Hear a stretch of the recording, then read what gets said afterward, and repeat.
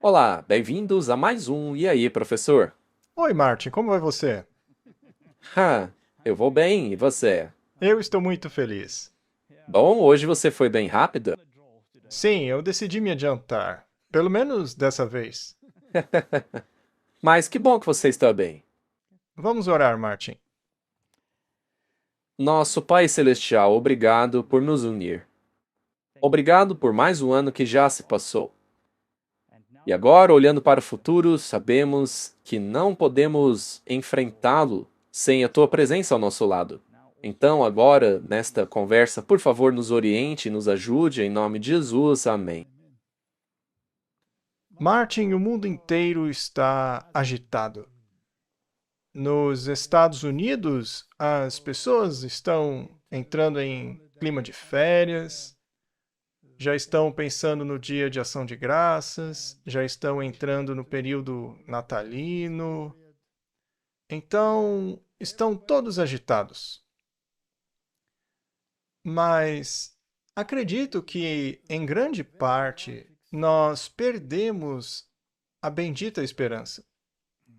E se eu observar algumas de nossas igrejas e pessoas, elas parecem não ter compreendido o conceito de que a vinda do Senhor está muito próxima. Essa é a bendita esperança da nossa igreja. Tem sido a bendita esperança há mais de 2000 anos. E, Martin, as pessoas estão esperando por esse evento já há 2000 anos. No entanto, muitos se acomodam e dizem: não, ainda não é a hora. Essa é uma situação lamentável. É como se quase todos estivessem em estado de torpor. Alguns deles percebem que as coisas estão acontecendo, Mas mas, não tem uma sensação de urgência, né? bom, temos um trono preparado ali. E esse trono, é claro, pertence ao Rei dos Reis e Senhor dos Senhores, e não a um ser humano qualquer que se diga pontífice para se colocar ali fingindo ser um rei do milênio. Isso não vai acontecer, não é bíblico. E a ideia de que o mundo inteiro será convertido ao cristianismo e que o domínio milenar da igreja vai assumir o controle, que todos os judeus retornarão à Palestina. Tudo isso é ilusão que você não encontra na Bíblia, a menos que você distorça a palavra de Deus. É isso aí. A única bendita esperança está na vinda de Jesus para restaurar a terra em seu estado original. E ele fará isso. Ele fará isso. Não seremos nós. Os herdeiros do reino estão esperando já há milhares de anos. Já se passaram 6.000 anos, mais ou menos, ou muito próximo disso. Então vamos direto ao assunto e ver para onde ele nos leva. A grande esperança de todas as eras, desde o princípio, tem sido a esperança do Messias estabelecer o seu reino. Martin, alguém já conseguiu isso até hoje? Não, e eles vêm tentando já há milênios. E sempre que parecem estar prestes a acontecer, algo acontece e tudo desmorona, não é? Principalmente por causa do egoísmo e orgulho que entram em jogo. Isso mesmo. Adão tinha essa esperança e pensava que ela se realizaria em um dos seus descendentes. Provavelmente achou que era Caim. Sim, o primogênito, mas ele tornou-se um assassino. Pois é, imagine só, Martin. Você espera e acha que este que nascerá irá redimir e tornar-se o Salvador. Só que ele acaba sendo um assassino. Deve ter sido um choque terrível. Eu acho que os corações de Adão e Eva, Se partiram, né? após virem a morte e suas consequências na natureza, deve ter sido terrível. Então, Adão e Eva tinham a esperança. Eva tinha a esperança, mas não concretizou-se. Então Deus fortaleceu essa esperança quando Enoque foi trasladado, mas o Messias não veio em seus dias. E então o mundo antediluviano desapareceu em destruição, ao invés de tornar-se o reino glorioso de Deus. Se Deus não tivesse intervido naquele último momento, não teria restado nenhuma linhagem para vir o Messias. Veja como Deus é paciente ao esperar até o último instante. E hoje ainda o xingam de genocida, não é mesmo? Quando, na realidade, foi uma ação para salvar a humanidade. Sim, na verdade, foi um ato de misericórdia. Para com a humanidade, sim. Então Deus criou o homem como ser nobre, mas depois da queda, seu estado tornou-se deteriorado e ele precisava de redenção. Lemos assim em Eclesiastes 7:29. Eis que descobri isso. Deus fez o homem reto. Só que aí vem aquela palavrinha terrível, né? Mas buscaram muitas invenções. O homem sempre dá um jeito de complicar. Pois é, a primeira descendência de Caim começaram a criar instrumentos musicais a fim de perverter o som, ao invés de utilizá-los para o bem, certo? E isso se mantém até os dias de hoje? Sim, temos o heavy metal. Fico pensando no que os anjos pensam ao ouvir isso. É incrível. Bom, Martin, vamos continuar nossa pequena conversa. Essa esperança persistiu no mundo pós-diluviano, com a promessa sendo repetida a Noé, Abraão, Isaque, Jacó e os seus descendentes, os filhos de Israel. E todos eles pensavam que isso aconteceria em seus dias respectivos, correto? E não aconteceu. Então, por que achamos que há muita chance de acontecer conosco? Bom, deve haver certas coisas que se concretizaram desde então. Ah, Mas devo dizer que, apesar de não ter acontecido no dia deles, acho que eles não se deixaram abater. Eles mantiveram sua esperança viva. é a bendita esperança. Os judeus aguardavam esse libertador, ansiando por um grande libertador do seu país. E assim interpretaram erroneamente as profecias da primeira vinda de Cristo, aplicando-as à segunda vinda gloriosa. E assim rejeitaram o único que poderia salvá-los. Triste, não? Muito triste. As palavras de Jesus, eu voltarei, eram a esperança da igreja cristã. E os discípulos, mesmo após a ressurreição, perguntaram-lhe: é agora que o Senhor vai estabelecer o reino? Chega a ser triste. É triste que eles estivessem tão focados no que eles queriam que acontecesse, mas tinham que ter sua mentalidade trabalhada, Tem que ser calibrada, né? sim, para entrar em harmonia com Deus. Já se passaram 2000 anos. Ainda bem que o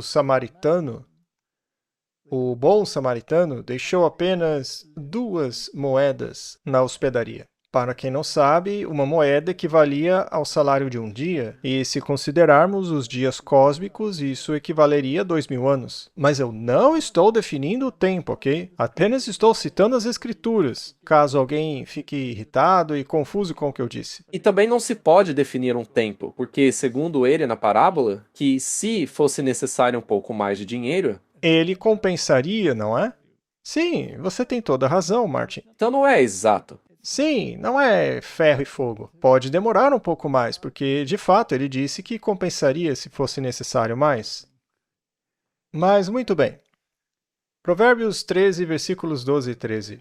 A esperança adiada faz adoecer o coração, mas o desejo realizado é árvore de vida.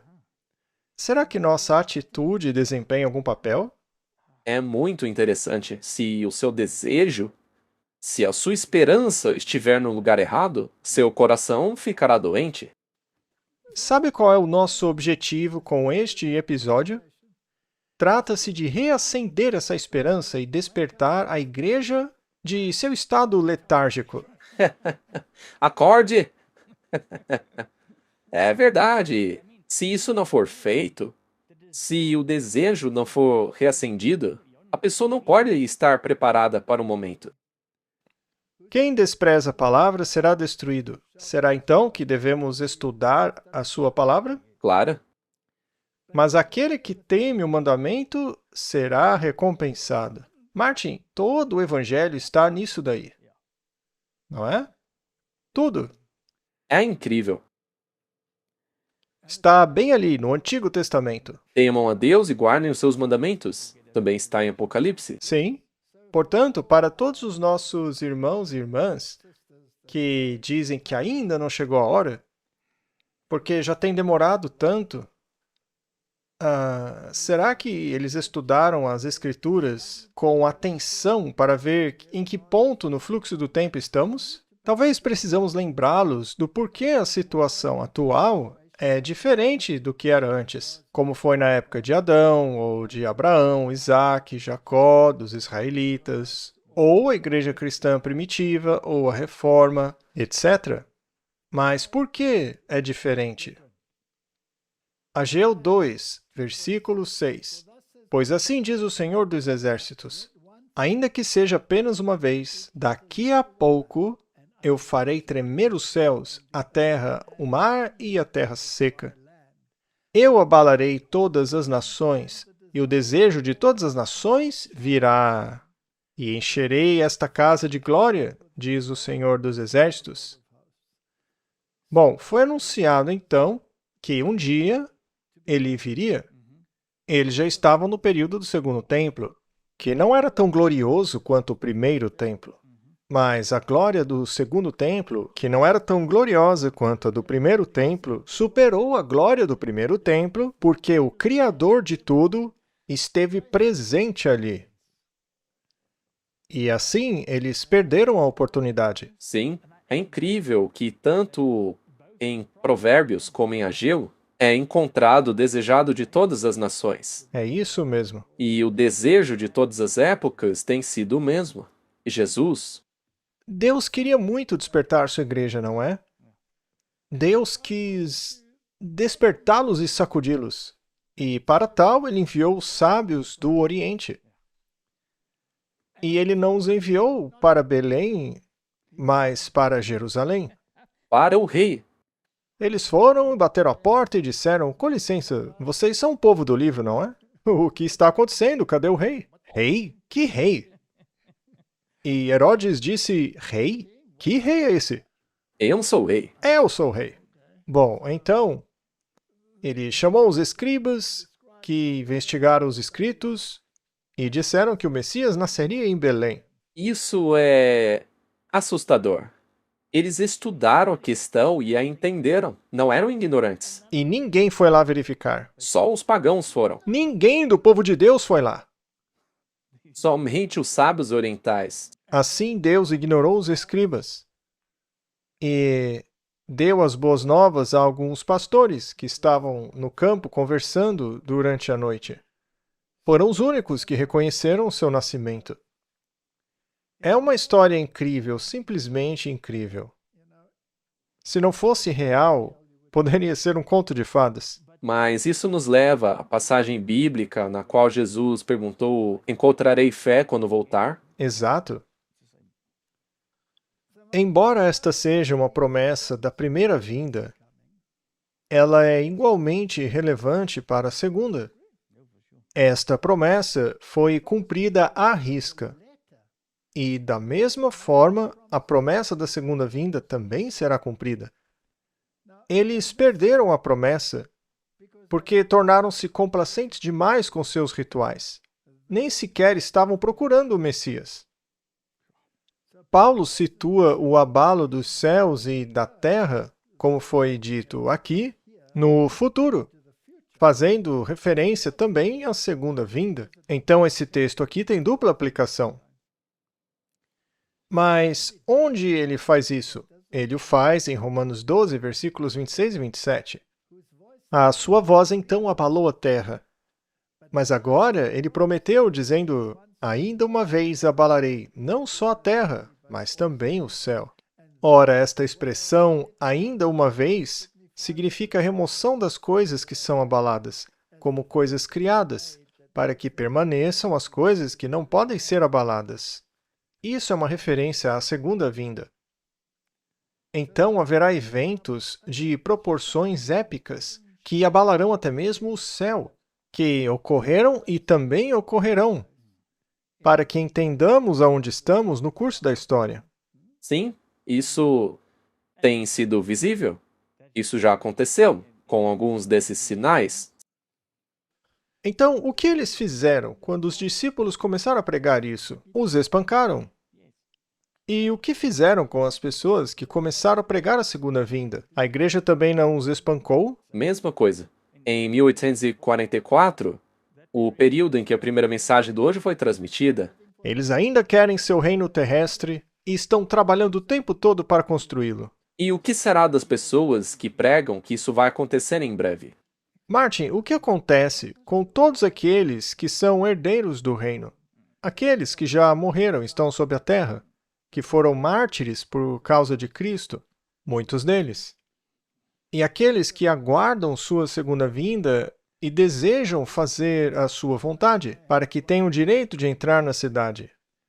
Ora, deixa eles apodrecerem aí por mais um milênio, ou 2, ou 3, enquanto a gente se diverte aqui embaixo. Não faz o menor sentido. Então, Paulo pregou com fervor a segunda vinda de Cristo. Hebreus 6,17. Querendo mostrar de forma bem clara a natureza imutável do seu propósito para com os herdeiros da promessa, Deus o confirmou com juramento para que, por meio de duas coisas imutáveis, nas quais é impossível que Deus minta, sejamos firmemente encorajados, nós, que nos refugiamos nele para tomar posse da esperança a nós proposta, que é Cristo, certo? A qual esperança temos como âncora da alma, firme e segura, que penetra no interior do véu, para onde Jesus, o precursor, entrou por nós, constituído sumo sacerdote para sempre, segundo a ordem de Melquisedeque. Então já passamos essa fase da história. Sem dúvida? Já tivemos o cumprimento da esperança messiânica e dos tipos e sombras do Antigo Testamento. Tudo se cumpriu em Cristo. Pois qual é a nossa esperança, ou alegria, ou coroa de júbilo? Não sois vós também na presença de nosso Senhor Jesus Cristo, na sua vinda? Então ele estava pregando isso. Vai acontecer. Aguardando essa bendita esperança e a gloriosa aparição do grande Deus e nosso Salvador, Jesus Cristo. Uau! Que declaração! Isto significa, gramaticalmente, que Jesus Cristo é o grande Deus e o grande Salvador. Foi isso que eu quis dizer. Eu nem queria entrar nisso, mas não dá pra você simplesmente excluir esse versículo da Bíblia, né? Mas já se passaram 2000 anos, eu estou ficando cansado, eu vou tirar uma soneca. Parece com Pedro e os outros quando Jesus foi orar. Em breve, essas pessoas estarão comemorando o Ano Novo e todos tentarão ficar acordados até a meia-noite. Mas o maior evento da história está diante de nós e eles estão dormindo. Realmente é preciso soar o alerta. Exato. Espero que estejamos fazendo isso. Eu também espero que sim. Paulo se apoiava nesta esperança. Eles alertaram os outros para que não esperassem por isso antes que a grande apostasia tivesse cumprido seu papel nefasto. Então, tinha pessoas que pregavam, olha, Cristo vai voltar, vai acontecer na nossa época, pode acontecer nesta geração, então temos que nos preparar e tal. Mas está em Tessalonicenses, que ninguém vos engane de maneira alguma, pois aquele dia não virá sem que primeiro venha a apostasia, e seja revelado o homem do pecado, o filho da perdição. Mas, espera aí, Martin. Isso já não aconteceu? Sim, Quem revelou o homem do pecado? a reforma. Ah, E já faz bastante tempo. sim, um pouco mais de 500 anos, não é? Os reformadores pregaram isso fervorosamente. E os descendentes dos reformadores colocaram essa verdade no lixo e fecharam a tampa, aderindo a movimentos ecumênicos cujo líder é o próprio homem do pecado. Isso também está fazendo parte do processo de queda das igrejas protestantes? Muito bem, então a apostasia já ocorreu. E o homem do pecado já foi revelado. E esse homem do pecado será destruído pelo esplendor da vinda do Senhor. Muito bem, estou apenas tentando estabelecer uma linha narrativa através da história. Para sabermos onde estamos. Isso, é importante sabermos em que ponto da história nós estamos.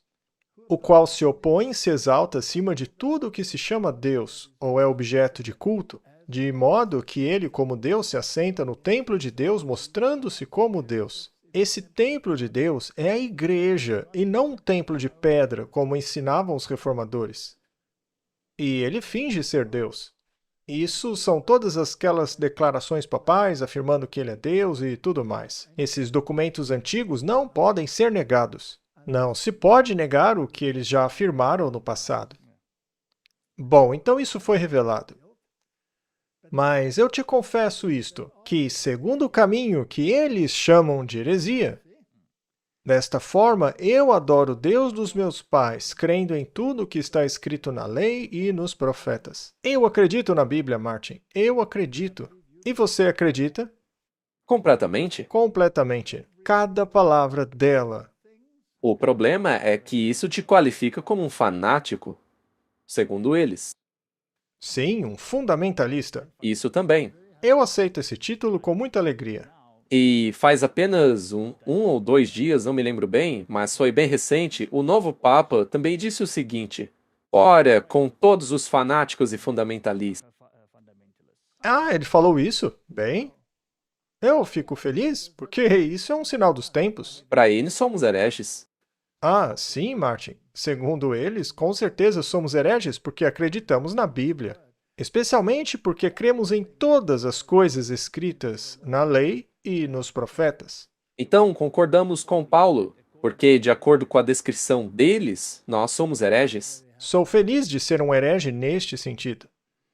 E tende esperança em Deus, a qual eles mesmos também creem, de que haverá a ressurreição dos mortos, tanto de justos como de injustos. E nisso eu me exercito, para ter sempre uma consciência sem ofensa para com Deus e para com os homens. Então Paulo tinha essa bendita esperança de que todas essas maquinações e eventos que aconteceriam, que ocorreriam ao longo da história, culminariam, no fim das contas, na vinda de Cristo. E Pedro, será que ele tinha essa esperança? Claro, com certeza. Bendito seja o Deus e Pai de nosso Senhor Jesus Cristo, que, conforme sua misericórdia abundante, nos regenerou para uma viva esperança pela ressurreição de Jesus Cristo dentre os mortos, para uma herança incorruptível, imaculada e que não se desvanece, reservada nos céus para vós. Onde está a recompensa, Martin? Não aqui. Guardados pelo poder de Deus mediante a fé para a salvação que está prestes a ser revelada no último tempo. Nos últimos tempos. Exato. Eles podem tentar fazer o reino deles o quanto quiserem. Não vai dar certo. Não vai. Nisso exultais, ainda que agora, por um pouco de tempo, se necessário, estejais sofrendo com várias provações, para que a prova da vossa fé, muito mais preciosa do que o ouro que perece, embora provada pelo fogo, redunde em louvor, glória e honra na revelação de Jesus Cristo. Na revelação, na aparição de Jesus Cristo. Não na criação de um milênio temporal, formado por um grupo de igrejas que nega aos santos de todas as épocas o direito de fazer parte desse reino. Não? Isso não faz sentido? Bom, então, à luz do que acabamos de ler, estaria Cristo sendo negligente em relação à sua vinda? Ou existe um protocolo estabelecido? Sim, eu acredito nisso. Ele estabeleceu os limites para a humanidade e concedeu-lhes a oportunidade de encontrá-lo e serem salvos até o tempo em que os redimidos de todas as eras fossem reunidos e se tornassem filhos do reino. Faz sentido? Sim. E não fazer parte de um reino terrestre aqui nessa terra, nesse pesadelo. Não importa no que você acredita, dizem eles. Deus vai esclarecer as doutrinas quando chegarmos no céu. Mas não é assim, elas serão resolvidas aqui mesmo, porque estão na Bíblia. Leiam a Bíblia, deem atenção a ela. Mas o Papa quer deixá-la de lado? Ora, um dos dois está errado. Sim, e eu não acredito que seja a Bíblia. Pois é.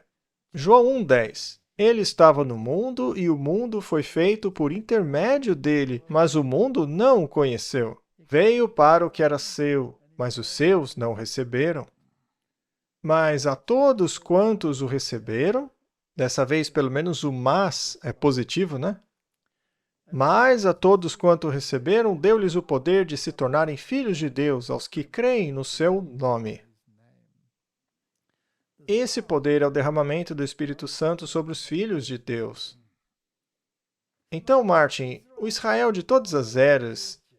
Então, Martin, eles serão herdeiros do reino, sejam israelitas literais ou israelitas espirituais, correto? Sim, e é interessante que os mesmos requisitos para se qualificar para fazer parte de Israel são os mesmos para os literais e os espirituais.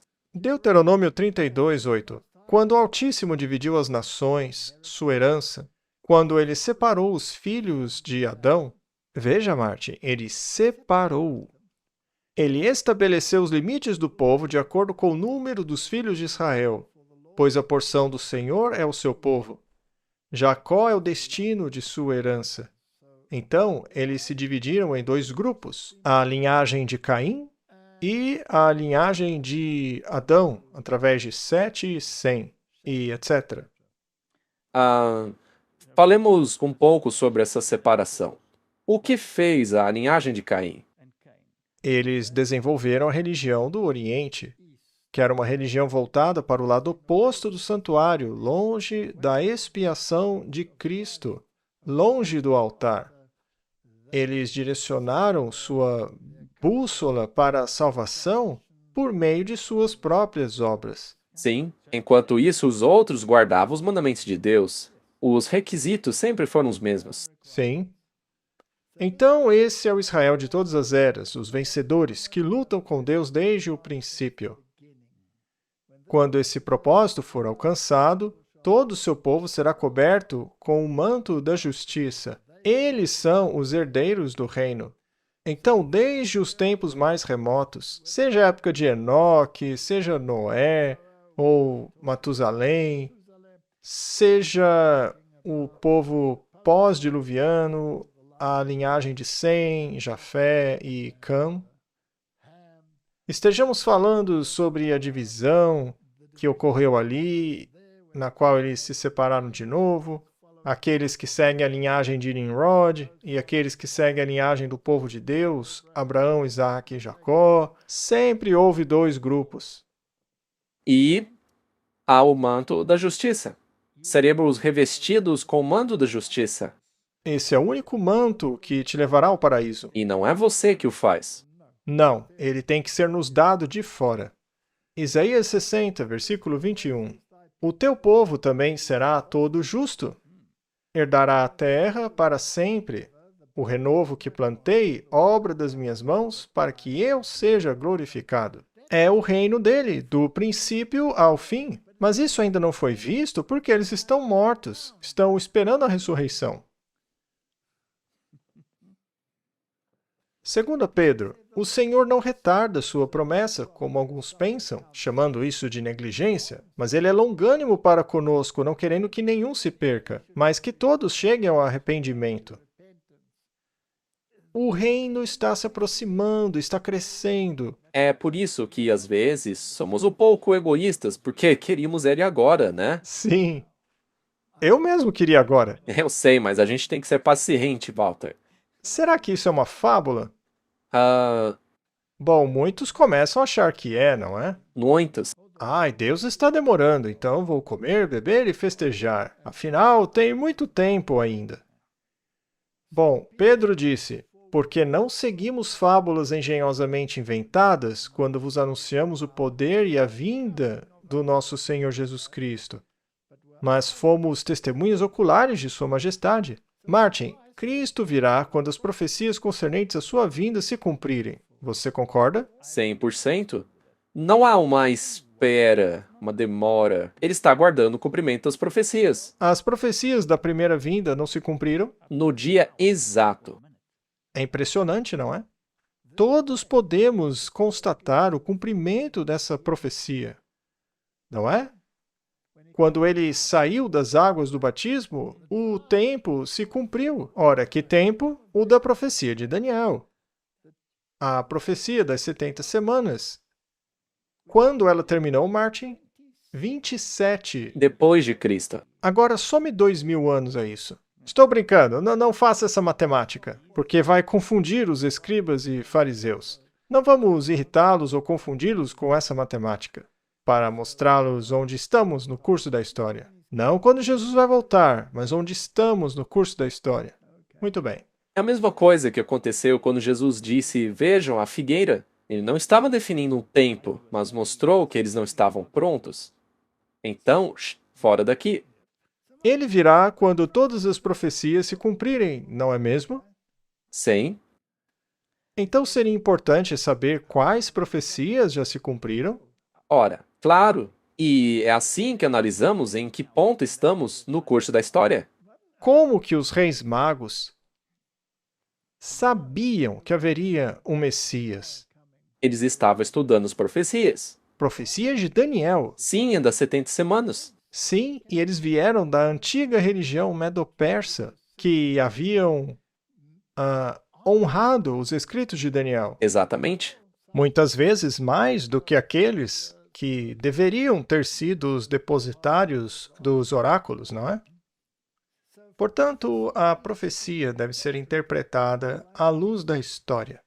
Apenas uma interpretação histórica e contínua da profecia pode fazer justiça a todas as épocas, ou seja, essa bobagem de futurismo, onde todas as profecias se cumprirão apenas numa época em que a igreja nem sequer estaria presente. Ora, para que serve a Bíblia então? Como alguém pode acreditar nisso?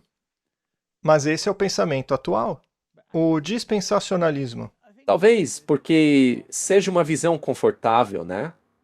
Porque você fica esperando, adiando, porque certas coisas ainda não aconteceram. Mas eles estão olhando para o lugar errado, estão analisando os eventos errados. Se sua bússola aponta para o lugar errado, você vai parar no lugar errado. Sim. Portanto, todas as eras tiveram que estudar as Escrituras para saber em que ponto da história se encontravam. Se a humanidade tivesse estudado diligentemente as profecias nesse contexto, não teriam cansado-se de esperar e sofrido o naufrágio de sua fé. Acredito que muitas pessoas de nossa comunidade estão fazendo o mesmo. Portanto, as profecias de Daniel e Apocalipse precisam ser compreendidas porque nos dão as grandes linhas da história. Além dos eventos que ocorrerão antes do grande e terrível dia do Senhor, precisamos saber o que está acontecendo, Martin. Daniel as delineou e elas se cumpriram à risca. É verdade. Apocalipse nos dá o plano. Mas multidões não têm ideia do que acontecerá. É como se as profecias nunca tivessem sido escritas. Dizem que é um livro fechado. É triste isso. Lá em Isaías, o Senhor expôs a falácia de que a profecia não pode ser compreendida. Daniel e Apocalipse são um só. Portanto, Isaías diz que devemos compreender as profecias.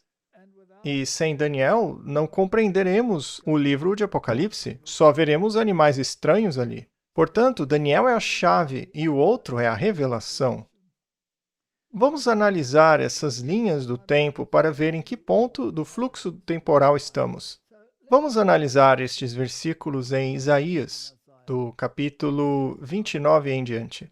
Tu serás visitado pelo Senhor dos Exércitos com trovões, terremotos e grande ruído, com tempestade, vendaval e chama do fogo devorador. É bastante sinistro, né? E a multidão de todas as nações que lutam contra Ariel. Vamos falar sobre isso daqui a pouco. Mesmo toda aquela luta contra ela e suas munições, e os que a afligem serão como um sonho ou como uma visão noturna. Será como quando um homem faminto sonha que come, mas acorda e sua alma está vazia.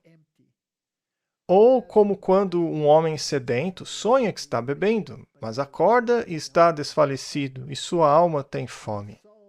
Assim será a multidão de todas as nações que pelejam contra o Monte Sião.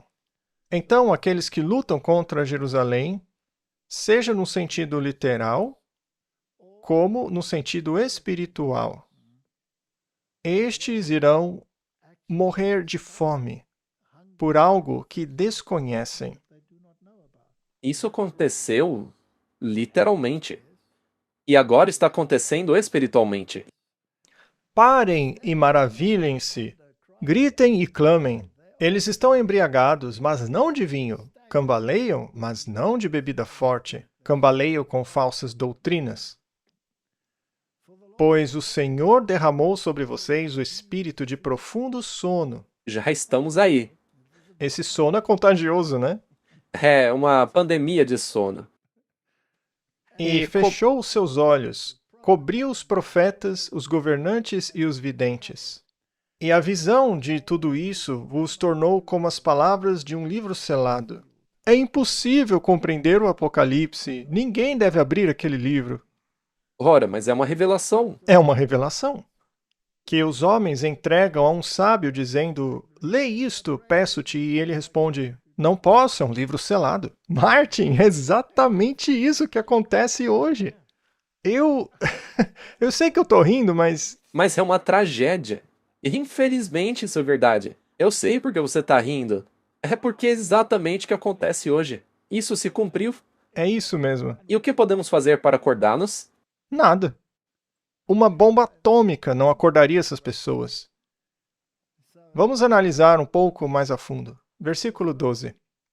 E o livro lhe é entregue, embora não seja apreendido. Ou seja, o sujeito erudito diz: eu não consigo entender esse livro.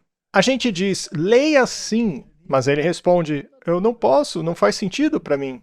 Ora, mas é justamente ele que deveria estar me ensinando o livro.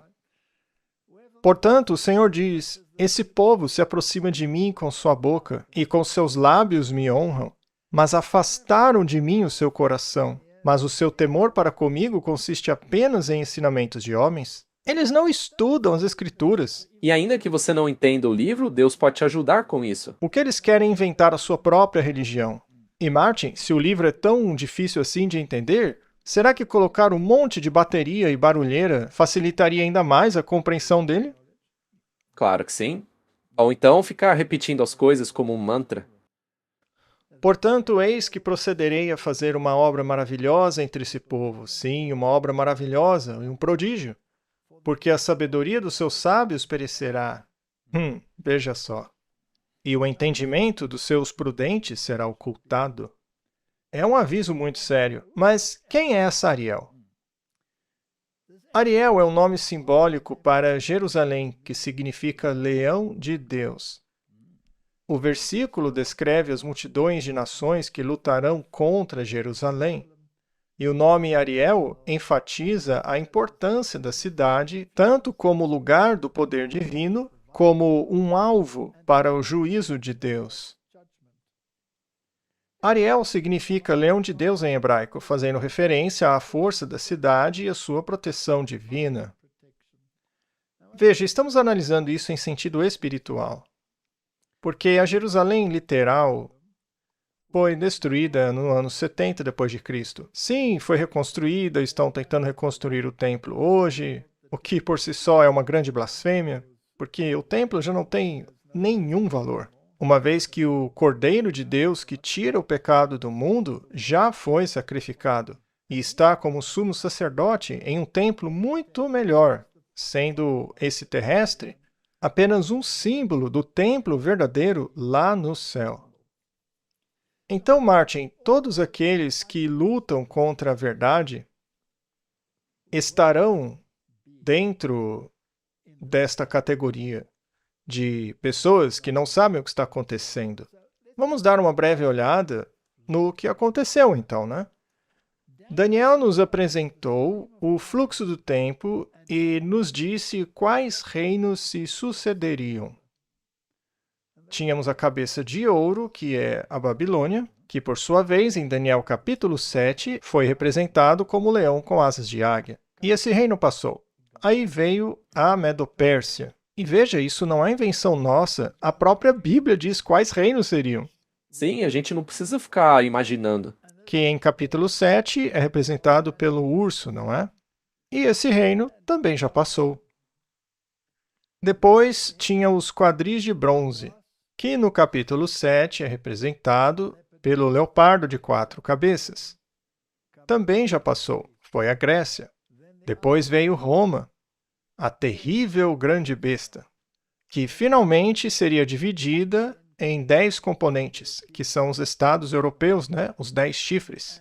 E o ferro de Roma, a Roma pagã, desapareceu. Tinha 2 pernas, o Império do Ocidente e do Oriente, que acabou dividindo-se nas 10 tribos da Europa, que são os 10 chifres, em Daniel 7. E eles estão no comando. Bom, pelo menos tentando, né? Bom, essa história é retomada no livro de Apocalipse.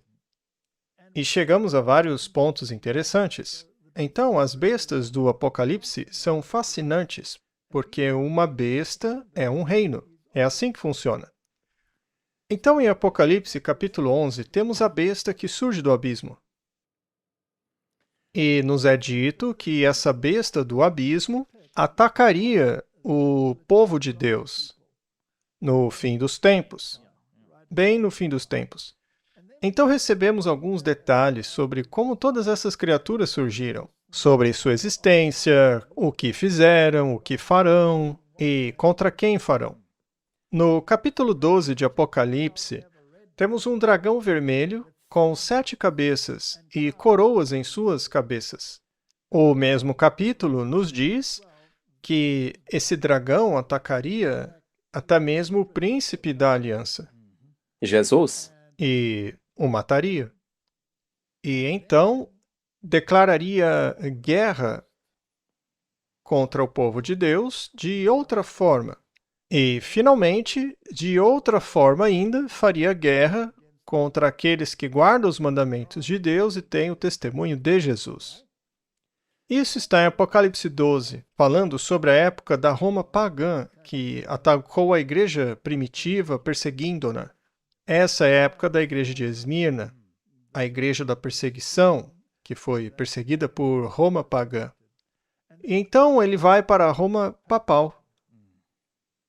Portanto, em Apocalipse capítulo 13, temos essa besta conglomerada que consiste em todas as características apresentadas aqui em Daniel capítulo 7. Todos esses elementos são incorporados em um só. Há um pouco de Babilônia, um pouco de Medo-Pérsia, um pouco de Grécia. Na verdade, há muita Grécia, pela influência que ela exerceu. Mas tem aspectos medo-persas. E tem os 10 chifres. E as coroas passaram para os chifres. Este é o período no qual a Igreja de Roma governou através das potências europeias, durante o período de 1260 anos, que inclusive já passaram. Sim, é passado. E, na verdade, faz bastante tempo. Sim. E então, Martin, há outra besta que surge no capítulo 13 de Apocalipse, que tinha 2 chifres e princípios semelhantes ao de cordeiro, mas que falava como um dragão, assim como a besta terrível.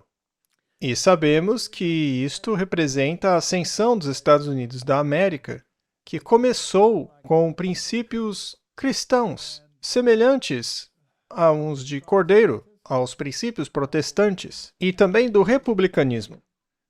Esses 2 chifres, o protestantismo e o republicanismo, acabariam imitando a besta terrível, de Apocalipse 13, que é a mesma coisa que o chifre pequeno em Daniel capítulo 7, o pequeno chifre que mudaria os tempos e as leis e perseguiria o povo de Deus, faria guerra contra aqueles que guardam os mandamentos. Bom, no capítulo 17 de Apocalipse, temos uma besta escarlate, de 7 cabeças, só que sem coroas. Eu pedi para a inteligência artificial criar uma imagem, e foi isso que ela me apresentou. Foram necessárias algumas tentativas para conseguir uma fera como esta, e sobre ela está a mulher vestida de vermelho e roxo. São cores sempre relacionadas à realeza, certo? E ela adota o sistema sacrificial, o sangue. Ela tem na mão uma taça cheia da imundície resultante da sua fornicação, suas falsas doutrinas, o falso vinho, que distribui a todos livremente. E também não há coroas nesta besta. Portanto, esta besta representa o período entre 1798, quando ela perdeu suas coroas, e os dias atuais. Já estamos bem avançados na profecia, com relação a tudo que já foi cumprido. Muito bem. Tudo isso que estava em Daniel se cumpriu. Tudo isso descrito no capítulo 7 de Daniel já se cumpriu. Os detalhes sobre quem são os envolvidos e quando eles governaram, tudo isso já se cumpriu. Agora, a filosofia da besta do abismo foi herdada dessa mulher, Martin. Sim, de suas doutrinas. E ela está montada nesta fera que, no momento, não tem rei. E é neste ponto que nos encontramos no decorrer da história. E, Martin, ela está governando, diz a Bíblia, no tempo em que vivemos agora. Mas ela está sorrateiramente fora do radar. Não há coroa ali. Mas ela está no comando. Ela está ordenando. E a segunda besta de Apocalipse 13 fará o que ela mandar. A segunda besta dará poder à outra besta. Irá impor a marca dela. Será que estamos nesse período? O que estamos esperando? Que grande evento está prestes a acontecer? Será que haverá outra besta, outro reino surgindo depois deste? Não. Bem, em Apocalipse capítulo 17, haverá uma espécie de ressurreição da besta. E esse poder que de fato governa um império só que sem coroa, um império mundial, se tornará o oitavo império. Vai tentar emular Cristo. Será a ressurreição do papado. Quando a marca dele for aplicada e a sua lei tornar-se suprema no mundo. Este é o último evento que estamos aguardando, nada mais. E está se concretizando bem diante dos nossos olhos. E o que mais será preciso para acordar nossa igreja? Um chacoalhão. Eu não sei, temos que começar a agitar as coisas. Tudo isso já foi cumprido, não sobrou nada. Nada. Mas eu ouvi que a igreja precisa ser perfeita antes que Jesus venha. Então eu achei que era isso que tinha que acontecer agora. Martin, quão perfeito era Enoque quando ele foi trasladado? Bem, ele não tinha nenhuma mancha ou ruga. É mesmo? Sim, E quanto a Elias? mesma coisa. Mas ele era um homem com as mesmas paixões que as nossas, diz a Bíblia. Claro. Martin, todos aqueles reformadores que viveram à altura da luz que tinham, até o ponto de morrerem por ela, até mesmo morte na fogueira. Que manto eles utilizavam? O mesmo manto de justiça que todos têm que ter para irem ao céu. Quão perfeito é esse manto? Totalmente. Porque só existe um perfeito. Então, seria possível superar a perfeição e ser mais perfeito do que eles? Não. Eu acredito que a salvação tem sido a mesma ao longo de todas as épocas. A única diferença é o que eu disse. Você tem que estar à altura da luz que recebeu. E, curiosamente, nós, hoje, já recebemos muita luz. Temos mais luz do que qualquer um deles. Por acaso Martinho Lutero sabia quem era a segunda besta de Apocalipse 13? Não. Ele nem sabia de sua existência ainda. A maioria nem sabia da existência do novo mundo. Ele sabia quem era a mulher montada na besta, e isso ele sabia sim. Mas ele não sabia quem era a besta. Mas será que ele tinha condições de saber quem era a besta sem a coroa? Não. Ele não tinha como saber isso. Não tinha como, Martin. Veja só. É por isso que eu acho que se as pessoas ficam esperando por coisas acontecerem, o risco disso é acabar caindo no sono. Mas prontos ou não, Jesus vem. Vai acontecer mais cedo ou mais tarde. Nós dependemos dele, não ele de nós. Não podemos nos tornar presunçosos. Podemos apressar a vinda dele, se fizermos a sua vontade e despertarmos as pessoas. Sabe, Martin, o povo de Deus já poderia estar em casa. Se Israel, por exemplo, tivesse aceitado o Messias, podia ter acabado ali. Se o movimento adventista inicial tivesse aceitado a doutrina da justificação pela fé, poderíamos ter ido para casa. Então eu devo dizer que, infelizmente ou felizmente, eles não corresponderam às expectativas. Sim. Infelizmente para muita gente, mas para nós, felizmente. Felizmente para nós. Então, Martin, vamos falar sobre isso um pouco. Então, essa descrição do evento final, culminando na abominação da desolação, permanecendo no lugar santo, conforme profetizado no livro de Daniel, segue o fluxo da história descrito no livro de Apocalipse. A besta que sai do abismo e guerreia contra a palavra de Deus e contra o seu povo tem certas fases. A primeira fase desta besta terrível, com atributos de dragão, confrontou a própria palavra viva e a igreja primitiva. É assim que lemos em Apocalipse capítulo 12. Esta era Roma pagã, com coroas nas 7 cabeças, que engoliu todos os reinos listados por Daniel. Conforme avançamos no tempo, chegamos ao mesmo poder romano, onde as coroas haviam se transformado nos 10 chifres de Apocalipse 13,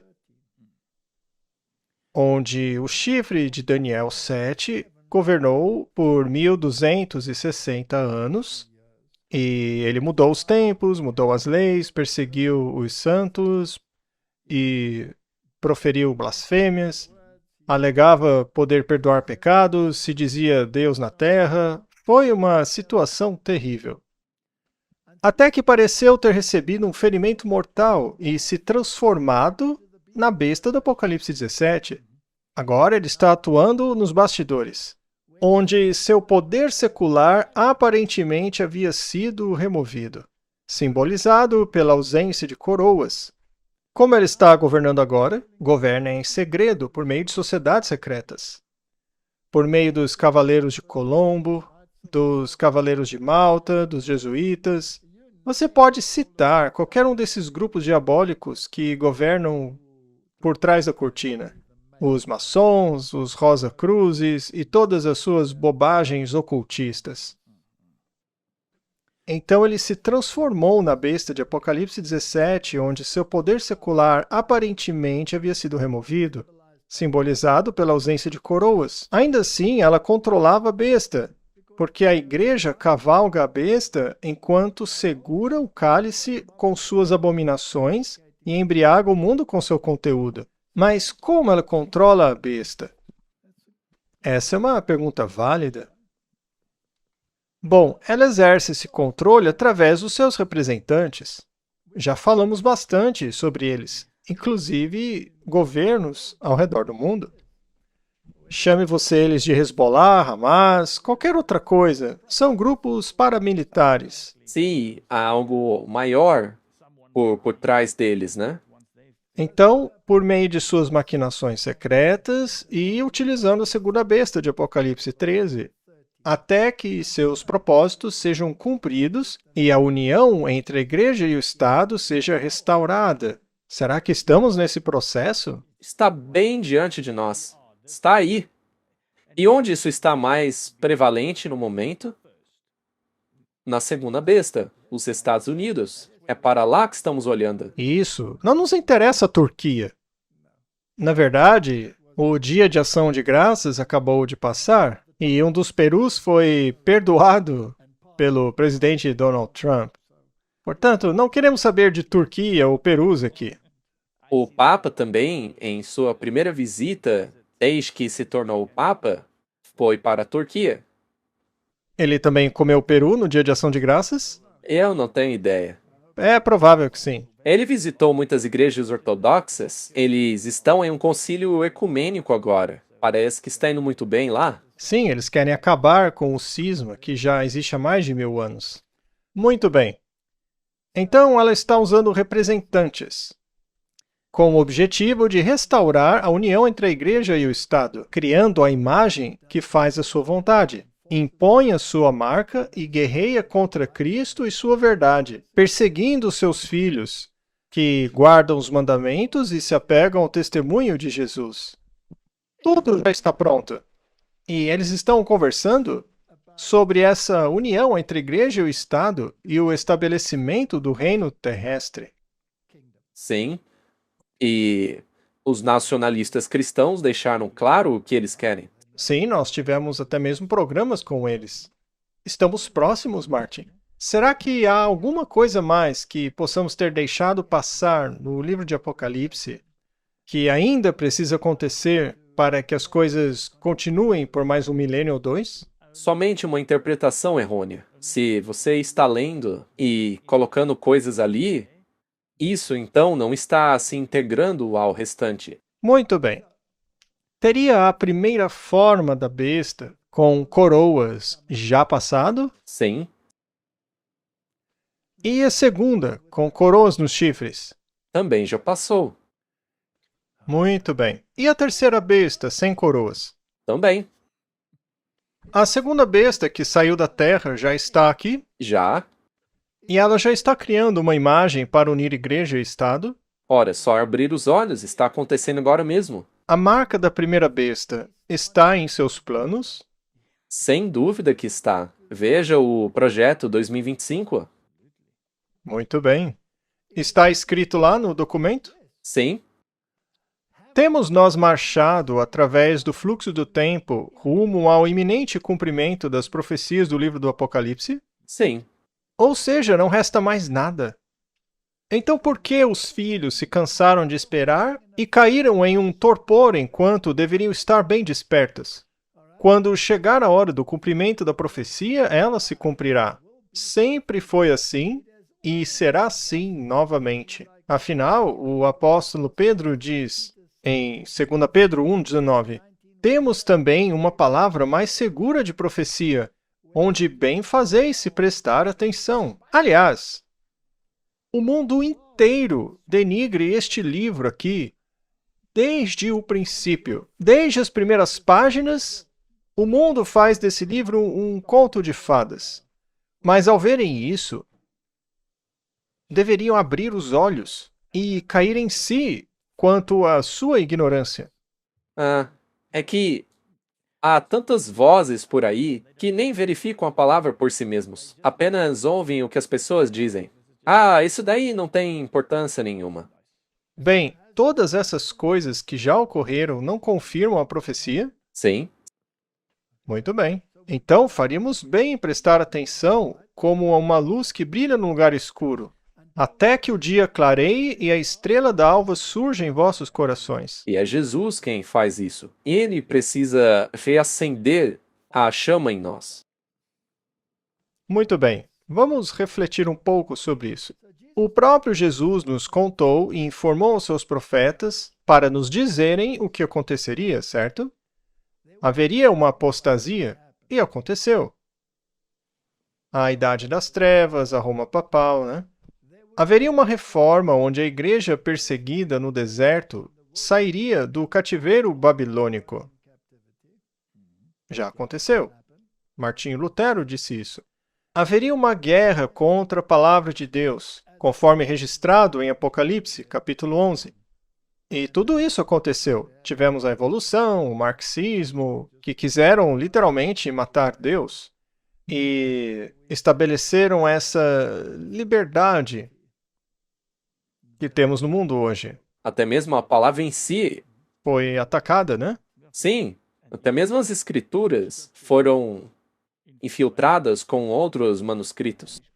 Assim, a palavra seria exaltada acima dos céus e da terra, e todos teriam acesso a ela. Surgiram as sociedades bíblicas, né? Divulgando a mensagem.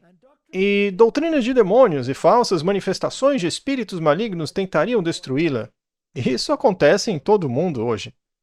O Evangelho eterno seria pregado e restaurado novamente nas primeiras mensagens dos anjos, resultando na queda da Babilônia, porque eles não aceitariam. Não, eles querem um milênio temporal nessa terra. Querem que os judeus voltem para a Palestina e que o mundo inteiro se converta. Mas a Bíblia diz que não, que haverá ovelhas, mas também bodes. Portanto, eles vivem em um mundo de ilusões. Muito bem. E culminaremos na perseguição final. Será que todos esses eventos já aconteceram? Sim, estamos caminhando para a perseguição final. Sim, estamos bem aí. Se é assim, por que ficamos paralisados em vez de energizados? Espero que esse programa ajude um pouco. Martin, por favor, não caia no sono, hein?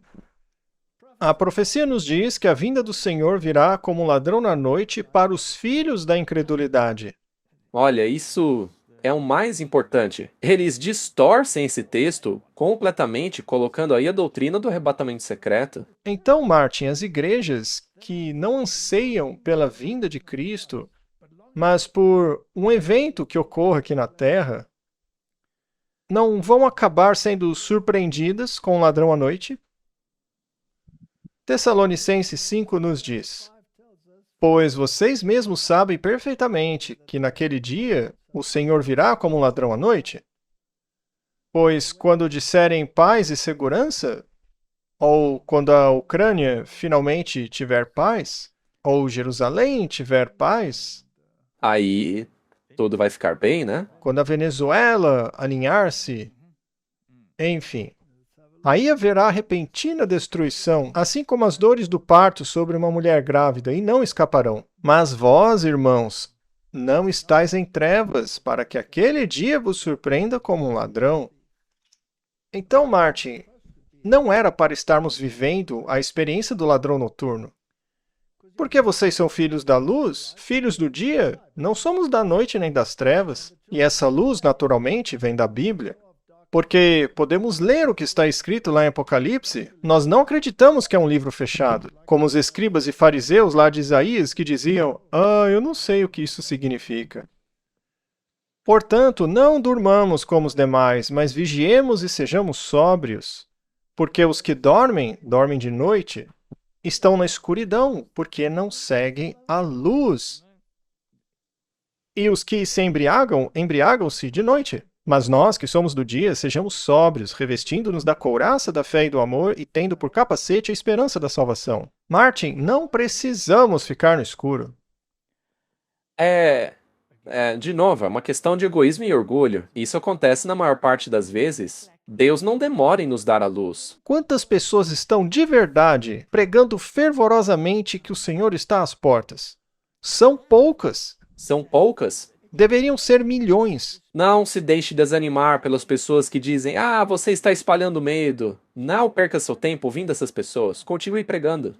Ao rever nossa história passada e ver cada progresso que fizemos em relação à nossa situação atual, posso dizer: louvado seja Deus. Ao ver o que Deus operou, sinto-me repleta de espanto e confiança em Cristo como líder. Não temos nada a temer no futuro, exceto quando nos esquecermos do caminho que o Senhor nos guiou e de seus ensinamentos em nossa história passada. Sabe, Martin, eu estou trabalhando em um sermão sobre 2 convites para o banquete de casamento. Um está em Mateus e o outro em Lucas.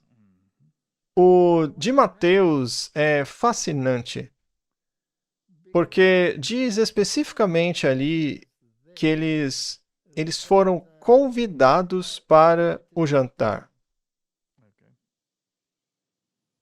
Convidados para o jantar. Mas se você olha a palavra original, esse jantar, na verdade, é o café da manhã. O desjejum. Bom, o casamento mudou pouco ao longo dos tempos, mas você tem que conferir no grego original, que significa a primeira refeição do dia. Havia um convite para ir ao casamento que era no café da manhã. Este convite feito aos judeus era para que aceitassem o Messias, que era o noivo que estava no meio do povo. Certo? E então há um segundo exemplo em Lucas. Trata-se de um convite para a ceia. É uma palavra grega diferente. É a última refeição do dia. Portanto, aquele convite não era para os judeus. Este veio depois. Isso ocorreu após 1844, ou durante o período em que os mileritas pregavam que Cristo estava voltando e que tudo está pronto, mas as igrejas o rejeitaram e zombaram das pessoas que haviam estudado as profecias de Daniel. Este foi o clamor da meia-noite que anunciou a chegada do noivo. Sim. Este foi um convite de casamento para o jantar. Bom, o convite para o jantar já foi feito. Ele foi propagado. Os sinais que o precederam, como o dia escuro de 1780, pouco antes do fim dos 1260 dias, e depois a grande queda das estrelas, que ocorreu em 1833, pouco antes do período de 1844, que foi uma preparação, os sinais do céu. Até isso já se cumpriu. O que estamos esperando? Acho que também tivemos um pequeno paralelo nos últimos 5 anos. De eis que o noivo vem. Preparem-se, preparem-se, preparem-se. Correto. Muito bem. Mas voltamos a dormir, logo em seguida. E agora estamos roncando ainda mais alto do que há 5 anos atrás. Sim. Martin, se analisarmos essas histórias e as igrejas, elas rejeitaram esse chamado de que Cristo estava voltando. Quiseram manter-se fiéis à sua crença de que eles estabeleceriam o reino de Deus. Esqueça todos os outros herdeiros do reino, eles nem estão aqui. Mas nenhum lugar da Bíblia diz isso. Abinier, em sua História da Reforma, diz assim: Deus, que prepara sua obra ao longo dos séculos, a realiza pelos instrumentos mais fracos, quando chega a sua hora. Efetuar grandes resultados pelos menores meios, essa é a lei de Deus. Essa lei que prevalece em toda a natureza também se encontra na história. Assim, os grandes homens do mundo foram deixados de lado. E os herdeiros acabaram sendo os pastores, pessoas pelo caminho. Mas os que foram convidados tinham outras coisas para fazer. Compraram um terreno, ou se casaram, ou tinham feito uma coisa ali, outra aqui. O que o Senhor prometeu aos israelitas se cumpriu em detalhes. 1 Reis 8,56 diz: Bendito seja o Senhor que deu descanso ao seu povo Israel, conforme tudo o que prometeu. Nenhuma palavra de todas as suas boas promessas falharam, que ele prometeu pela mão de Moisés, o seu servo. Não podemos dizer o mesmo sobre o livro de Apocalipse? Exatamente igual. E podemos ver que muitas das promessas foram cumpridas. Sim. O mesmo se aplica à era do Novo Testamento. 2 Pedro 1,4 diz: Pelas quais nos são dadas grandíssimas e preciosas promessas, para que, por elas, vos torneis participantes da natureza divina, havendo escapado da corrupção que pela concupiscência há no mundo. Porque todas as promessas de Deus são nele sim, e nele amém, para a glória de Deus por nosso intermédio. Se este livro, até este momento, já não foi autenticado nas mentes dos homens, jamais será. Está tudo lá, Martin. Sim, está tudo aí. É uma questão de escolha. Você ainda pode decidir. É só olhar e ver que tudo que ele disse já se cumpriu. Para quem gosta de fatos, basta estudar. Veja que as profecias bíblicas se cumpriram. Há 100% de prova que tudo se concretizou. Os reformadores estavam preparados para morrerem por aquilo que criam? Ora, não deveríamos estar preparados para fazer o mesmo? Então, vale a pena morrer pela verdade, Martin. Vamos relembrar a história da verdade descoberta no martírio daqueles que a defenderam. De Wycliffe a Hus, de Lutero aos grandes reformadores, até os anabatistas, como Hans Huth, Menno Simons, Oswald Gleit, os sabatistas, os batistas, os congregacionalistas, metodistas, batistas do sétimo dia, milleritas, conexão cristã, adventistas do sétimo dia, vieram todas deles? Aqueles que defenderam a verdade que haviam descoberto ou que a mantiveram em suas fileiras foram subjugados, perseguidos e massacrados. Se você descobrisse uma nova verdade, aqueles que tinham estabelecido um credo iam se voltar contra você. Não é assim hoje? Sim, é a mesma coisa. Ainda acontece. Mas nenhuma dessas verdades caiu por terra. Estão todas lá. Mesmo que você olhe as dificuldades que eles passaram no passado, a verdade continuou. Foram queimados na fogueira, mas a doutrina não desapareceu. Todas essas verdades foram reunidas no estojo de joias de Deus para ressurgirem repetidamente até serem entrelaçadas na trama da verdade, que forma a última parte da mensagem de misericórdia para a humanidade. Todas as verdades que essas pessoas descobriram estão vivas hoje. E eu vou ser arrogante a ponto de dizer que o único lugar onde todas essas doutrinas estão presentes é dentro da Igreja Adventista do Sétimo Dia. Eles podem tentar provar que você está errado. Sim, eles podem tentar. Mas, veja, a parte triste é que os membros dessa igreja estão dormindo. Isso é verdade. Então você não deve julgar pelos membros, mas pela doutrina da igreja. Correto? Muitos transformaram a doutrina em um travesseiro, o colocaram sobre sua cama e estão dormindo em cima, ao invés de gritar a verdade pelos muros de Sião. Com essas verdades em seus devidos lugares, o caráter de Deus é vindicado contra a infinidade de mentiras que Satanás fabricou. As doutrinas vingativas do inferno eterno, que, aliás, transformam Deus em um monstro, não é? É incrível que isso venha das próprias igrejas. A imortalidade da alma, que Deus dissipou logo nas primeiras palavras. No dia em que você comer disso, certamente morrerá. Isso não significa viver para sempre.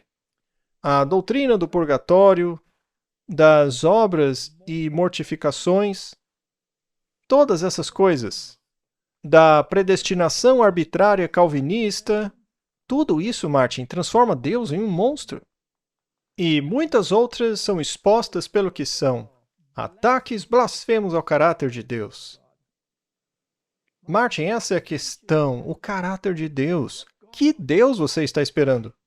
Milhões se tornaram ateus ou infiéis por causa de doutrinas como essas. E as igrejas têm um histórico terrível a enfrentar no julgamento. Não é como se tivessem sido deixadas sem aviso, mas elas se apegaram obstinadamente a credos perversos e perseguiram aqueles que tentavam informá-las. E o mesmo acontece hoje. Ainda fazem o mesmo hoje. Como já mencionamos, o menor dos dois males, né? É ruim se você acabar perseguido, mas isso é melhor do que prejudicar o bem comum, disseram eles. Muito bem, Martin. Não desprezemos a verdade só porque ela não encontra aceitação pelos grandes homens do mundo, ou porque era frequentemente proclamada por homens humildes que não tinham sido educados nos grandes centros de ensino. Zacarias diz: "Pois quem desprezou o dia das pequenas coisas?" É uma bela maneira de dizer isso. Porque eles se alegrarão e verão o prumo da mão de Zorobabel com aqueles 7. Estes são os olhos do Senhor que percorrem toda a terra. Então eu respondi e lhe perguntei: quem são estas duas oliveiras à direita e à esquerda do candelabro? E eu lhe respondi novamente: Que são estes 2 ramos de oliveira que, através dos 2 tubos de ouro, derramam azeite dourado? E ele me respondeu e disse: não sabes o que são estes? Eu disse: não, meu senhor. Estes são os 2 ungidos que estão diante do Senhor de toda a terra. Então, temos a Bíblia, temos os 2 ungidos, o Antigo e o Novo Testamento, o Evangelho em tipo e o Evangelho em verdade. E todas as profecias se cumpriram, exceto a cereja do bolo, que eles estão colocando meticulosamente em seu bolo. Agora mesmo. Sim, neste momento, enquanto falamos. Enquanto Lutero defendia sua posição sobre as Escrituras, o orgulhoso Eck retrucou: surpreende-me a humildade e a modéstia com que o reverendo doutor se propõe a opor-se, sozinho, a tantos padres ilustres, e pretende saber mais do que os soberanos pontífices, os concílios, os doutores e as universidades? Isso soa muito familiar. É incrível como a história se repete, né? E como você mencionou, esse Papa acabou de dizer que qualquer pessoa que acredite nesse livro é uma desgraça para a sociedade. Seria, sem dúvida, surpreendente se Deus tivesse ocultado a verdade de tantos santos e mártires até a chegada do reverendo padre. Aqui está Martinho Lutero. E quem são esses santos, esses seres iluminados? São pessoas como Tomás de Aquino, que disse que roubar é aceitável se houver necessidade. Exatamente. E isso está em toda parte hoje. Essa mentalidade está ficando muito popular. Ai, Martin, a história é fascinante. A tendência da humanidade é buscar a sabedoria do homem em vez da sabedoria de Deus. Mas Deus diz: deixai de vos aproximar do homem, cujo fôlego está nas suas narinas. Afinal, em que se deve ele estimar? Então, Martin, as igrejas mundanas abandonaram a bendita esperança. Elas querem construir um império terrestre. E acabaram de fazer um belo acordo abrâmico, não é?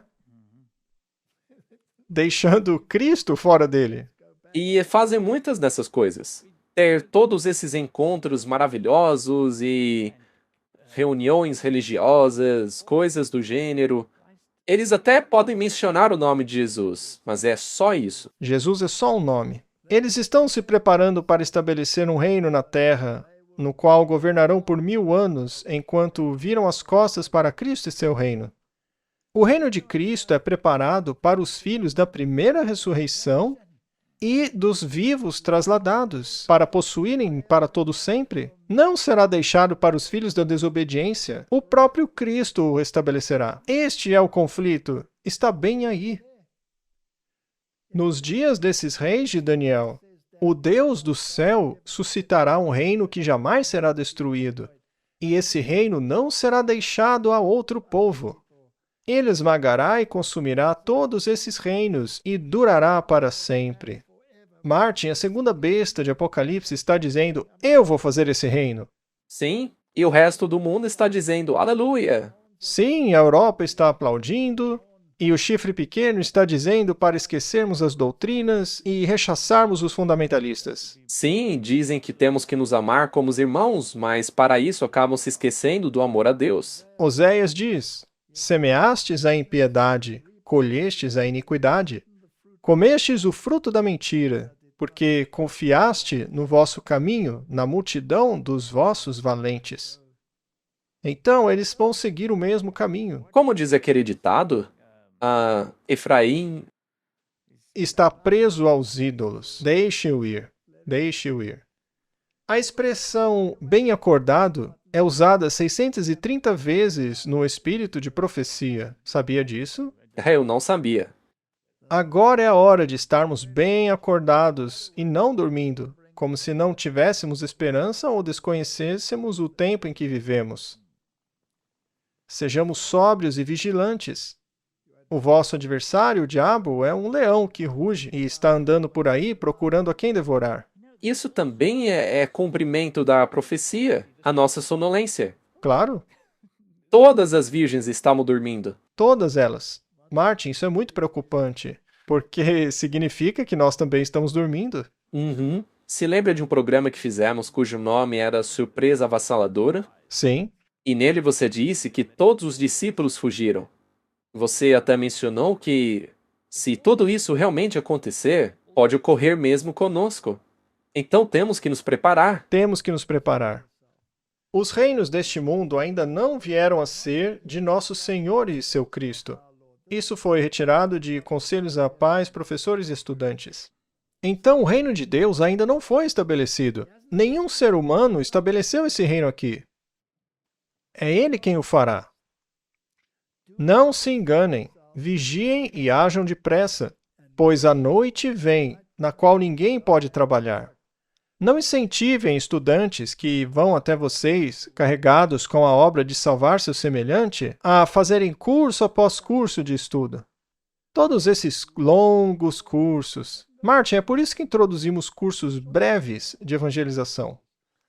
Não prolongue por muitos anos o tempo necessário para se obter uma educação. Ao fazer assim, vocês dão a impressão de que há tempo suficiente. E esse mesmo plano se revela uma armadilha para suas almas. Certo. Então, se alguém disser assim, tá, mas ela escreveu isso há mais de 100 anos atrás, então por que eles não podiam estudar?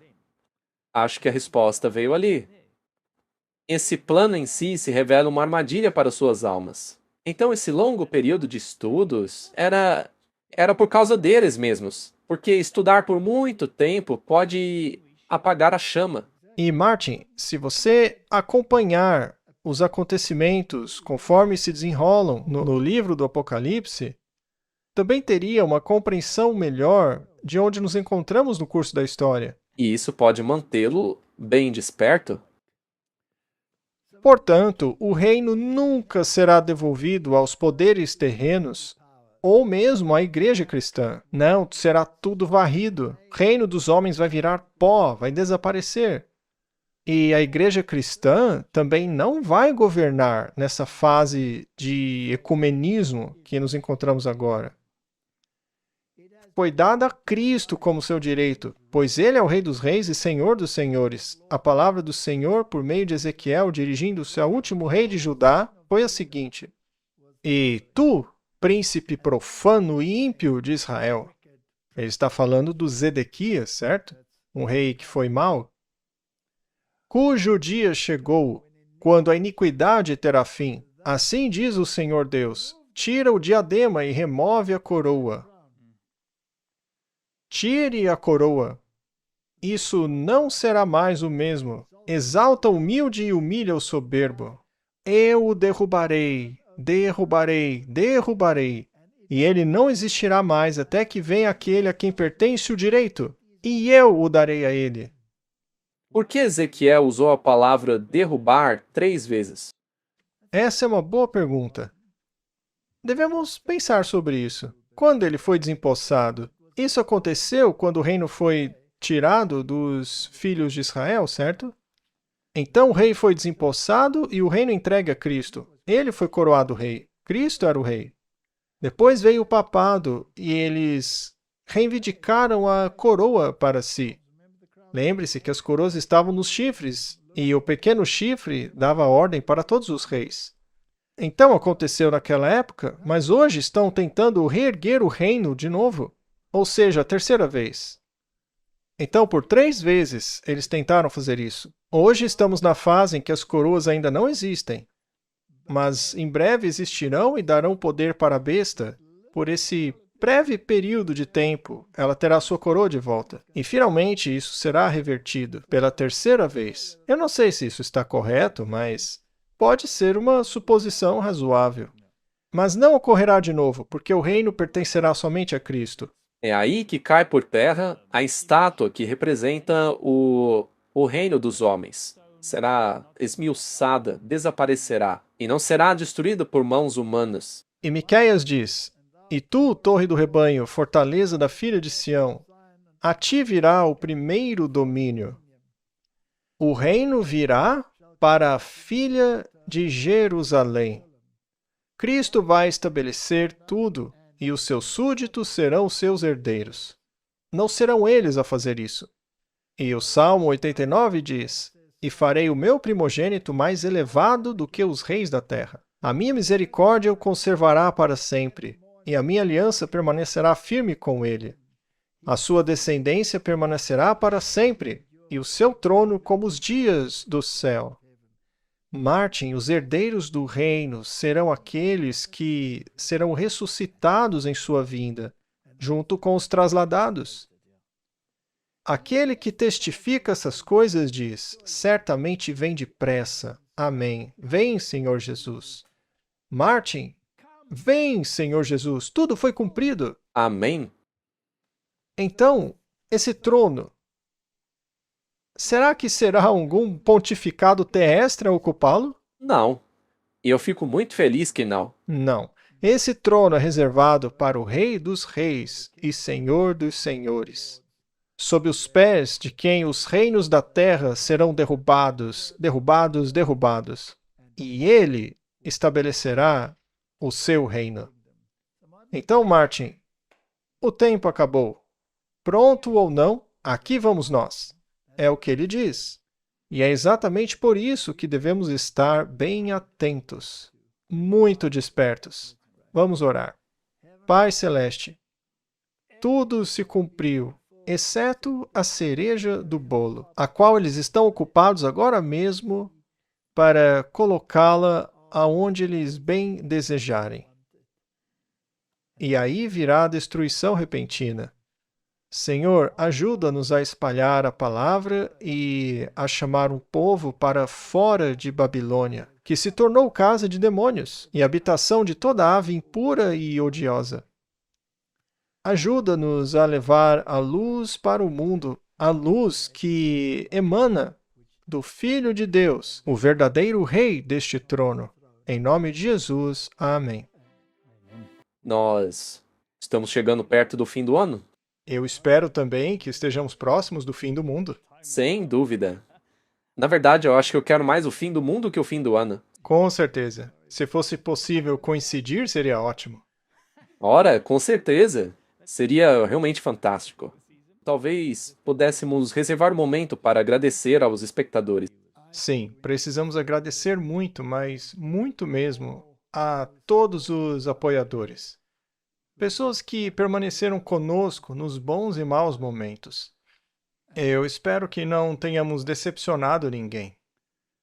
Vamos fazer um breve resumo dos eventos que aconteceram. Tivemos o privilégio de distribuir milhares e milhares de DVDs, assim como pendrives, em vários lugares do mundo. E também distribuímos milhares e milhares de Bíblias, acho que foram 25 mil, não é? E isso apenas recentemente. E também a mesma quantidade de grandes conflitos, não é mesmo? Sim, muito bom. Nós também fizemos palestras internacionais, palestras locais, reuniões campais. Tivemos 2 escolas esse ano também. O último curso acabou de ser concluído e nós estamos muito felizes com a chegada de dezembro. Sim, sim.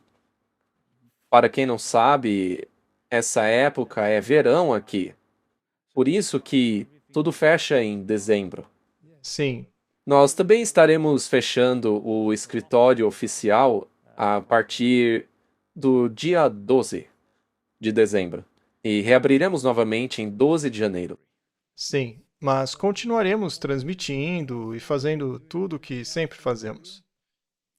Então eu só queria agradecer muito ao nosso Senhor e Salvador. E todos vocês também contribuíram neste ano. Foi muito difícil, foi um ano bem difícil. Mas vocês tornaram isso possível. Não fazem ideia de quantas coisas incríveis acontecem por causa da generosidade com que as pessoas estão dispostas a ajudar. É realmente uma coisa maravilhosa. E sempre que surge uma necessidade, Deus simplesmente supre. Não só com relação à escola, mas também ao centro de saúde, que continua funcionando. E temos realizado ações de extensão do centro de saúde na comunidade, muitas delas. E também juntamente com as igrejas em todo o país. Então, nós temos estado muito ocupados, mas também muito abençoados. Eu não tenho palavras para agradecer a todos, principalmente ao nosso Senhor e Salvador Jesus, mas também do fundo do coração a todos vocês, aos doadores, apoiadores, por suas orações e apoio financeiro. Foi realmente um ano incrível. Que Deus abençoe a todos vocês. Sim, muito obrigado. As palavras não conseguem descrever como as pessoas estão nos ajudando. E posso apenas dizer que se as pessoas quiserem saber mais sobre os DVDs, os pendrives e livros, como por exemplo da Sonica, o livro da sua esposa, que ainda está disponível, eles podem acessar o nosso site e encontrar as informações lá em nossa loja. Também temos a versão internacional, então basta entrar lá e ver o que está disponível. Então, muito obrigado e que Deus abençoe a todos. E, aliás, vamos lembrar as pessoas que, na medida do que for humanamente possível, nós também distribuímos esse material gratuitamente para que a mensagem possa ser divulgada. para que ela chegue em todos os lugares. E até agora, Deus tem abençoado esse empreendimento e nós temos sido capazes de fazer isso, o que por si só é um grande milagre. Com certeza. Também não podemos esquecer de agradecer os tradutores. Gostaríamos de agradecer a todos eles. É verdade, temos pessoas que traduzem os nossos programas para várias línguas. Eu nem sequer conheço todas elas. São realmente muitas. Espanhol, italiano, português, acho que até russo e chinês também. Eu nem sei quantas línguas, na verdade. Há vários no Oriente. É simplesmente incrível que os programas estejam sendo lançados praticamente ao mesmo tempo. E essas pessoas são altruístas, eles fazem isso pela causa e por amor à causa. Portanto, agradeço a todos os tradutores, que vocês sejam ricamente abençoados em tudo que fizerem. E Martin, o que dizer dos funcionários que trabalham no Clash of Minds e na Verity? Que Deus também os abençoe. Eles trabalharam muito esse ano. Esse ministério não existiria sem eles, né? Não? É verdade. Portanto, muito obrigado. Somos muito gratos a todos vocês. Desde os que trabalham no escritório, do pessoal de TI, aos terapeutas, cozinheiros, Ah, com certeza. e também os doentes que vêm para ser fortalecidos espiritual e fisicamente, né? Foi um trabalho de equipe incrível. Deus é muito bom para todos nós. Obrigado a todos. Agradecemos imensamente pelo seu apoio.